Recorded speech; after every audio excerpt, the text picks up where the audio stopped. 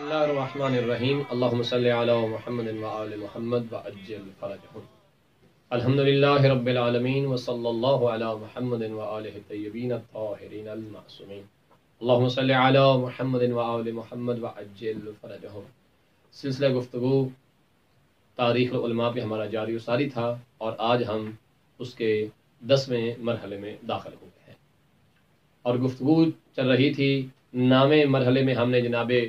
हुसैन इब्न रोह नबख्ती का तज़किरा किया और गुजारिश की थी कि इनकी हयात को मुकम्मल तो बयान करना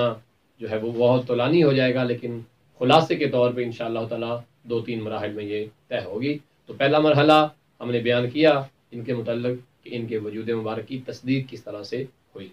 और आज जनाब हुसैन इब्न रोह नबख्ती के मुतल्लिक़ इमाम ज़माना अलैहिस्सलाम ने जो इरशादात फरमाए वो अपने नाज़रीन और सामीन की खिदमत में पेश करते हैं। और इसके बाद वो फितना शलमगानी कैसे बर्पा हुआ और फिर उसका सद्देबाब क्या किया और इमाम ज़माना अलैहिस्सलाम ने शलमगानी के मुतल्लिक़ क्या इरशादात फरमाए। इंशाअल्लाह ताला आप इस गुफ्तगू को तवज्जो से सुनिएगा ताकि लोगों को पता चले कि अहले बैत अलैहिस्सलाम के चाहने वाले किस तरह की शख्सियत होते हैं और इमाम कैसे लोगों को अपना नायब और क्यों नायब जो है वो मुकर्रर करते हैं। जनाब हुसैन इब्न रोह नबख्ती के मुतालिक ये जुमला बिल्कुल वाज़ेह है कि जब आपके मुतालिक लोगों में ये बातें होना शुरू हो गई कि आया जनाब हुसैन इब्न रोह नबख्ती जो है वाक़ियन ही नायब सालिस हैं या नहीं हैं, तो जो इल्मी एतबार से अमली एतबार से मोतबर शिया उलमा थे जिनका जिक्र इंशाअल्लाह आगे चल के आएगा, उनका ये कहना था कि हो सकता है कि हम इल्मी एतबार से मोतबर हों, अमली एतबार से भी मोतबर हों, लेकिन इत्मीनान और सब्र के एतबार से हम उस मेयार और मकाम पर फाइज ना हो कि इस मकाम और मेयार पर जनाब हुसैन इब्न रोह नबख्ती जो है वो फाइज है। और आपके मुतालिक ये जुमला मारूफ है तारीख के अंदर कि आपका सब्र और इत्मीनान इस कदर बुलंद था और इतने कमाल का जो है वो दर्जा रखता था कि आपके मुताल्लिक़ कहा जाता है कि अगर इमाम ज़माना अलैहिस्सलातु वस्सलाम आकर आपके बदन में भी छुप जाएं और दुश्मन आपके बदन को कैंची से काट दे, लेकिन इनका सब्र इतना अजीम होगा कि बदन के टुकड़े होते हुए तो बर्दाश्त कर लेंगे, लेकिन ये नहीं बताएंगे कि वक्त का इमाम मेरे पास मौजूद है। क्यों? इसलिए कि गैबत सुगरा में दुश्मन की पूरी कोशिश थी कि वो किसी न किसी तरह से इमाम ज़माना अलैहिस्सलाम के वजूद को तलाश करे और इमाम के वजूद को दुनिया से मिटा दे। क्यों? दुश्मन को मालूम था कि वो ही इमाम है कि जिसके मुतालिक रसूल इस्लाम सल्लल्लाहु अलैहि वसल्लम ने इरशाद फरमाया था कि मेरा आखिरी बेटा आके हर तागूती हुकूमत को ख़त्म कर देगा, हर तागूत जालिम और जो कवानीने खुदा को तोड़ने वाले होंगे उनकी गर्दनें उतार देगा और उन्हें सफ़े हस्ती से मिटा देगा। दुश्मन चाहते थे कि हम इसके होने से पहले खुद ही इमाम को कत्ल कर दें। बहरहाल ये एक तफसील है जो अपने मकाम पे इंशाअल्लाह ताला आएगी। तो आए अपने नाजरीन और सामीन को बताते हैं कि जनाब हुसैन इब्न रोह जिनको इमाम ने अपना तीसरा नायब मुंतखब किया, इनके मुतालिक इमाम अलैहिस्सलाम ने क्या इरशादात फरमाए। शेख अब्बास कुमी रिज़वानुल्लाह ताला अलैह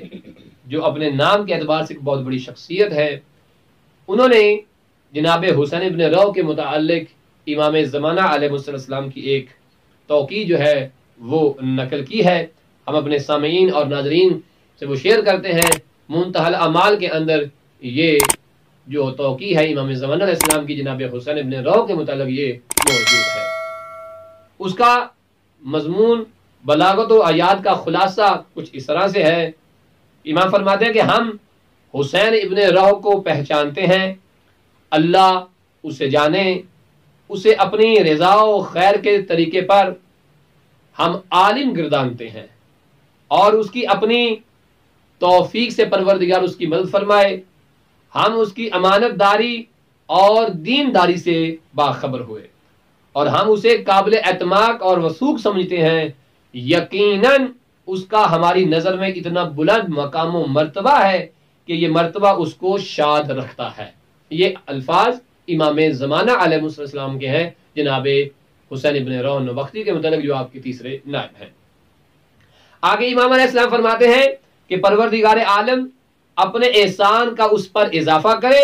یقیناً وہ تمام نعمتوں کا حامل ہے اور ہر شے پر قادر ہے۔ حمد و ستائش پروردگار عالم کے لیے ہے کہ جس کا کوئی شریک نہیں ہے، اور درود و سلام ہے سرکار نبی کریم صلی اللہ علیہ وآلہ وسلم اور ان کی آل پاک پر۔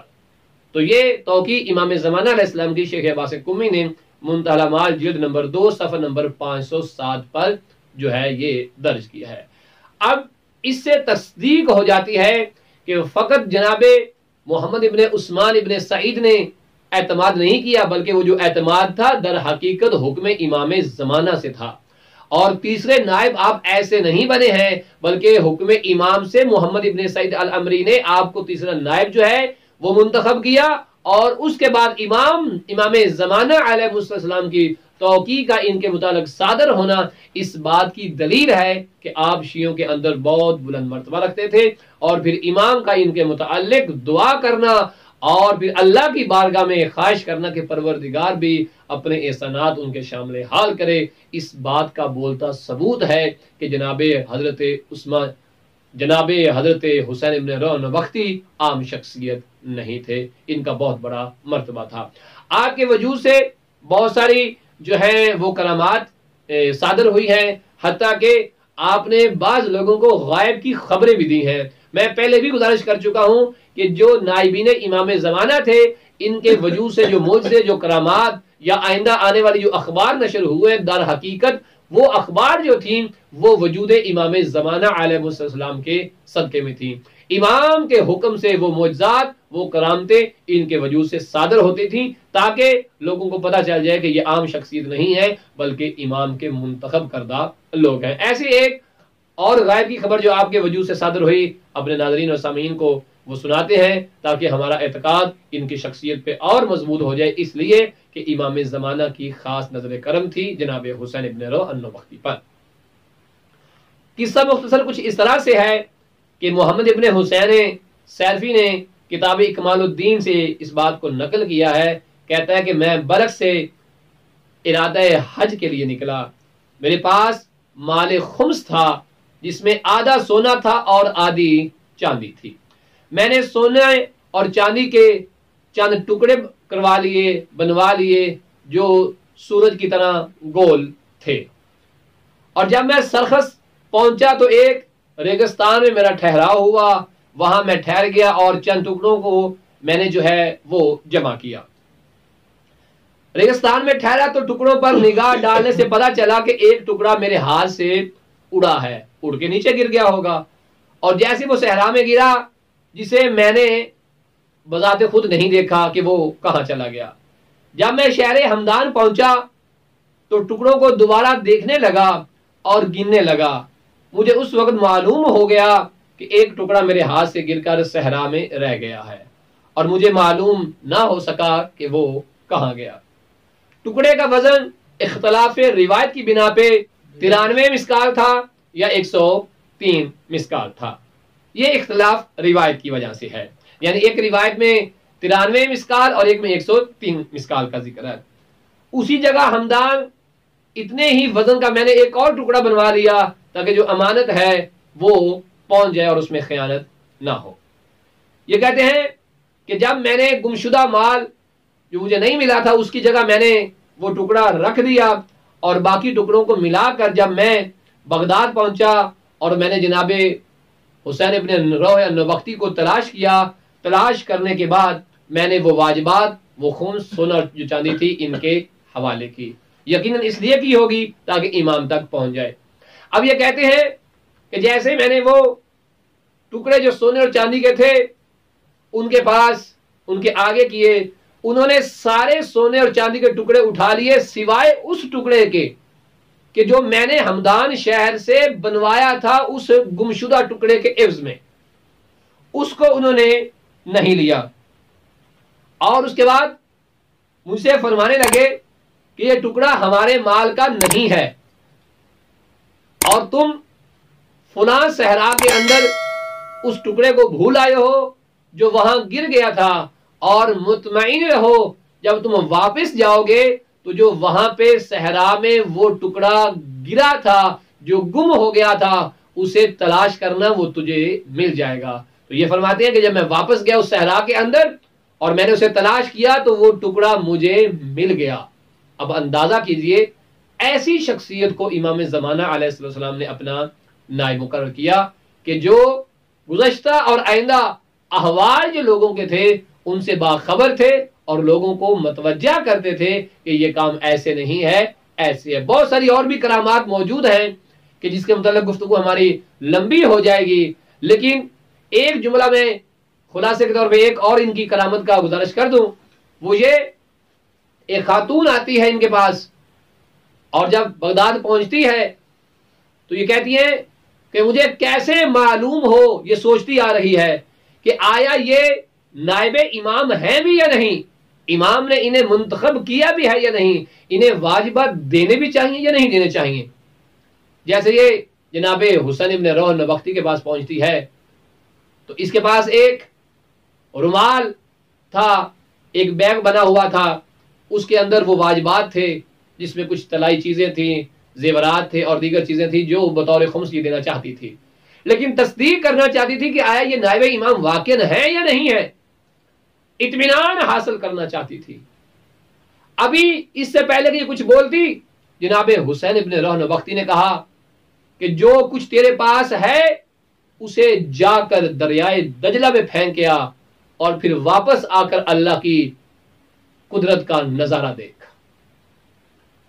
یہ کہتی کہ میں گئی اور وہ میں نے سارے کا سارا بیگ کیا کیا، دریائے دجلہ کے اندر پھینک دیا۔ اب جیسے میں واپس آئی پھینک کر اور کہا کہ پھینک آئی ہوں، جناب حسین ابن روح نبختی نے اپنے غلام سے کہا جا وہ بیگ اٹھا کے لا، اور غلام جاتا ہے اور جب واپس آتا ہے تو وہ بیگ اس کے پاس ہوتا ہے، وہ تھیلا اس کے پاس ہوتا ہے، وہ رومال نما جس میں وہ زیورات اور دیگر چیزیں تھی اس کے پاس ہیں۔ اب یہاں پر جیسے اس خاتون نے دیکھا تو وہ تعجب میں غرق ہو گئی کہ یہ تو وہ میرا ہی بیگ ہے، یہ وہ میرا ہی تھیلا ہے جو میں اپنے ہاتھوں سے دریائے دجلہ میں پھینک کر آئی ہوں۔ اس کے بعد جناب حضرت حسین ابن روح نبختی نے کہا اس میں سونا اتنا ہے، اس میں چاندی اتنی ہے، اور اس میں طلائی کی صورت میں سونا چاندی اتنا اتنا ہے۔ یہ کہنے کے بعد وہ رومال، وہ تھیلا نما جو بیگ تھا اس خاتون کے حوالے کیا اور کہا ذرا ان میں غور کر، یہ تیرا ہی ہے؟ وہ کہتی ہاں یہ میرا ہے۔ جیسے جیسے جناب حسین ابن روح نبختی نے بتایا تھا وہ زیورات نکال دی گئی اور بتاتی گئی ہاں یہ بھی اتنا ہے، یہ بھی اتنا ہے، یہ بھی اتنا ہے، یہ بھی اتنا ہے۔ جب اس نے کہہ دیا اور اس کے بعد کوئی شک کی گنجائش نہ بچی بلکہ یہ حیرت میں گم ہو گئی، تعجب میں غرق ہو گئی کہ میں اب کیسے انکار کروں اس چیز کا کہ جو میں نے اپنے ہاتھوں سے دریائے دجلہ میں پھینکی تھی، اور یہ شخصیت نے وہ واپس بھی لے لی ہے، اور اس کے بعد اس کے اندر جو چیزیں تھی مجھے بتا دیا کہ ان کی مقدار کتنی ہے۔ یقیناً یہ امام زمانہ کے نائب ہی ہے۔ کیوں؟ اس لیے کہ جناب حسین ابن روح نبختی کے متعلق میں نے گزارش کی ہے بہت بڑا فتنہ بغداد میں جو ہے وہ سر اٹھا چکا تھا، لوگ مشوش تھے، پریشان تھے کہ آیا یہ واقع نائب ہے یا نہیں ہے۔ انشاءاللہ تعالی اس فتنے کے متعلق ہم اپنی اگلی گفتگو کے اندر وضاحت پیش کریں گے۔ وصلی اللہ علی محمد وآلہ